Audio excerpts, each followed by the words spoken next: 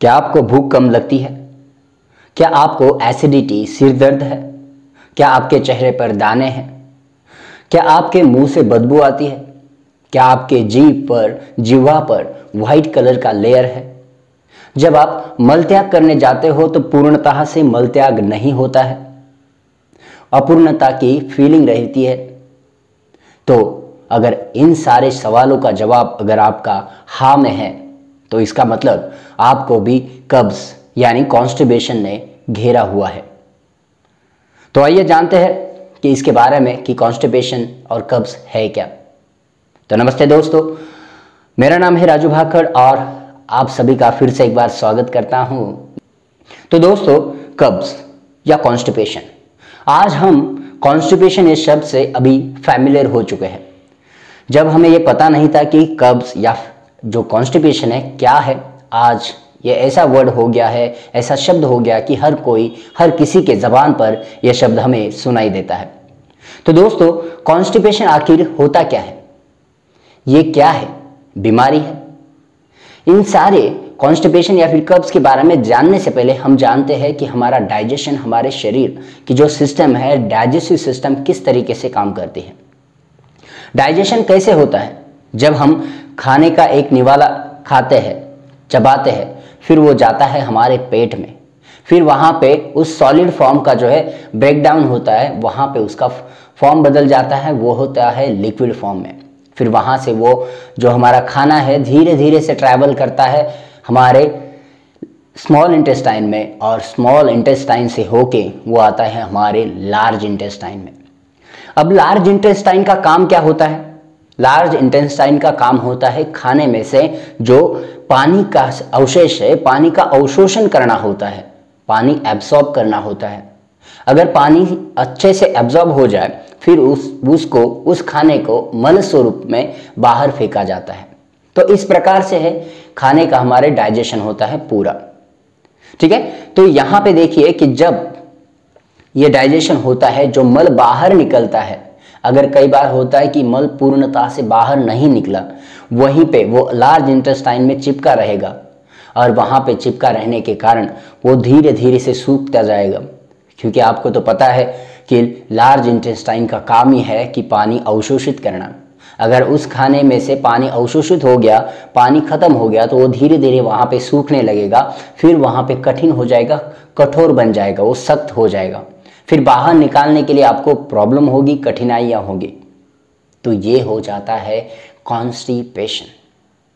इसके कारण जो है, आप तो जानना चाहोगे कि इसके कारण क्या क्या है। इसके कारण बहुत अलग अलग होते हैं, अलग अलग है। इसके कारणों में सबसे पहले आता है हमारा डाइट, खराब खाना, हमारा खान पान।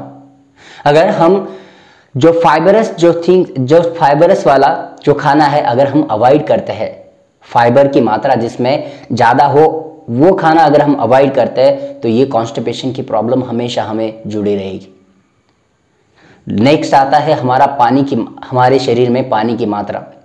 आपको तो पता है कि अगर खाने में पानी रहता है तो वो पानी लार्ज इंटेस्टाइन अवशोषित कर लेता है, लेकिन वही अगर आप पानी कम पीते हो, वो पानी जो खाने में क्वांटिटी होनी चाहिए सफिशिएंट, वो सफिशिएंट ना रहने के कारण जो खाने का अवशोषित होने वाला पानी, जो लार्ज इंटेस्टाइन अवशोषित करने वाला है, उसके कारण उसका पानी खत्म हो जाएगा और वो सॉलिड बन जाएगा, वहाँ पे चिपक जाएगा, वो बाहर नहीं आएगा।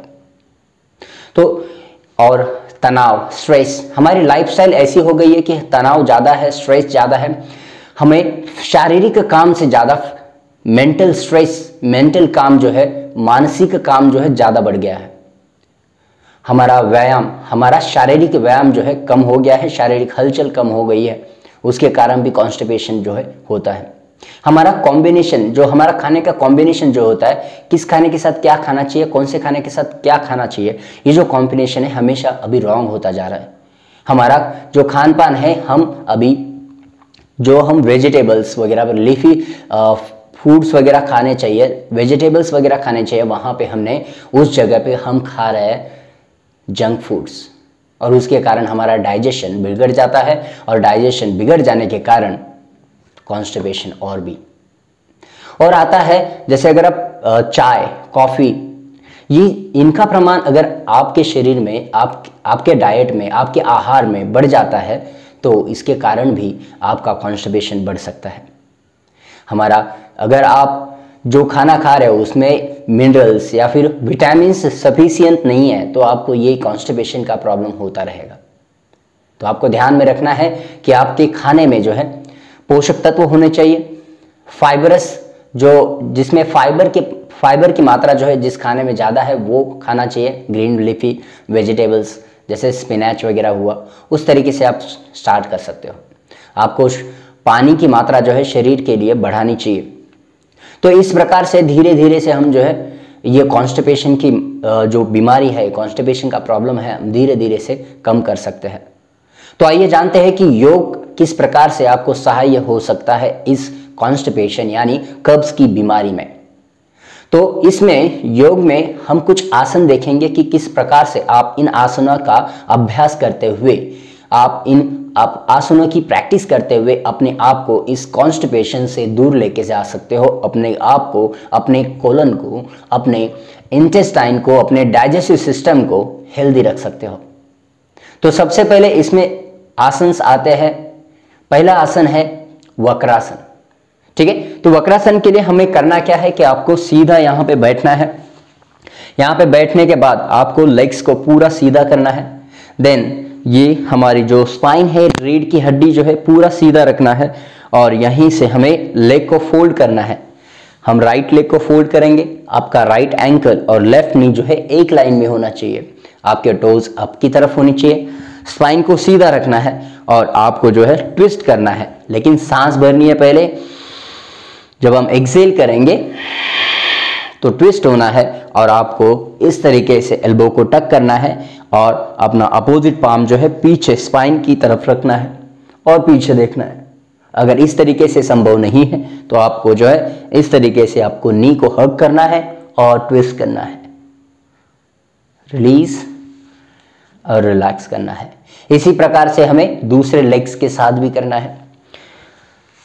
फोल्ड किया हमने, टोस को अपनी तरफ किया, नी को हग किया, अपोजिट पाम को पीछे रखा एंड देन ट्विस्ट किया। यहां पे कुछ देर तक हमें रहना है।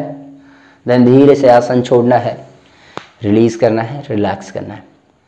इसमें दूसरा जो आसन आता है वो है पश्चिमोत्तानासन यानी इंटेंस फॉरवर्ड बेंड। इसमें हमें करना क्या है, दोनों लेग्स को साथ में रखना है, टोस को अपनी तरफ रखना है, हाथों को ऊपर की तरफ स्ट्रेच करना है और जब आप आगे जाओगे तो इस तरीके से बेंड करना है और आपने पैरों को या फिर अंगूठों को इस प्रकार से होल्ड करना है। अगर आप यहाँ तक नहीं पहुँच पा रहे हो तो आपके एंकल या फिर शिन बोन को होल्ड करते हुए नीचे जाने की कोशिश करनी है। अब यहाँ पे कुछ देर रहने के बाद धीरे से आपको वापस आना है एंड रिलैक्स करना है।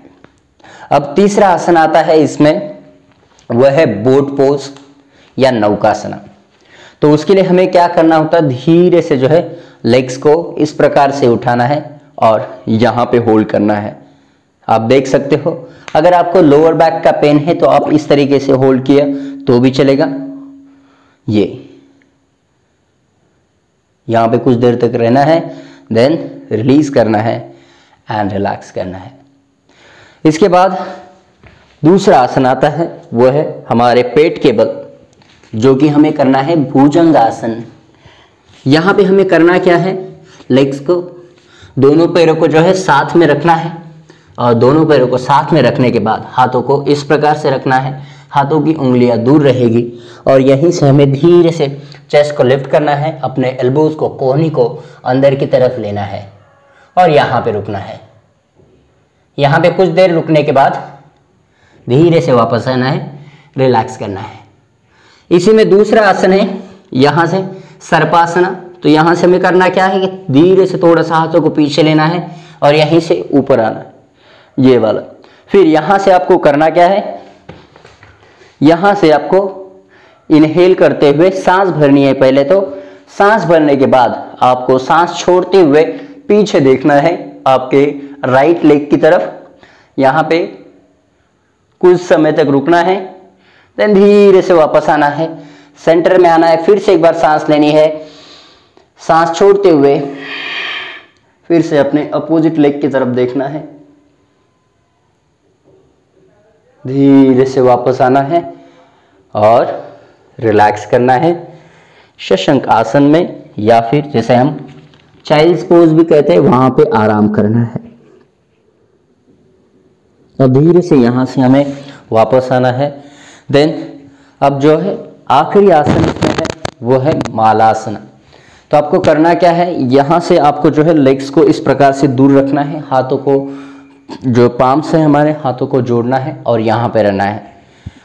यहाँ पे कुछ समय तक रुकना है और यहाँ आसन छोड़ देना है धीरे से, और आप आराम से रिलैक्स कर सकते हो।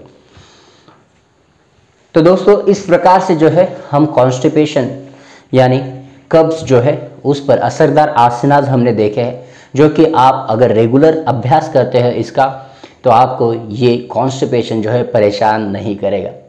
और अगर आपको इसके बाद भी अगर कोई सवाल है तो आप मुझे इंस्टाग्राम, फेसबुक आप मुझे जो है मैसेज कर सकते हो और आपके सवाल जो है मुझे पूछ सकते हो। और अगर ये वीडियो आपको पसंद आया हो तो अपने दोस्तों में, अपने फैमिली में ज़रूर शेयर कीजिएगा। तब तक के लिए धन्यवाद। मिलते हैं अगली वीडियो में।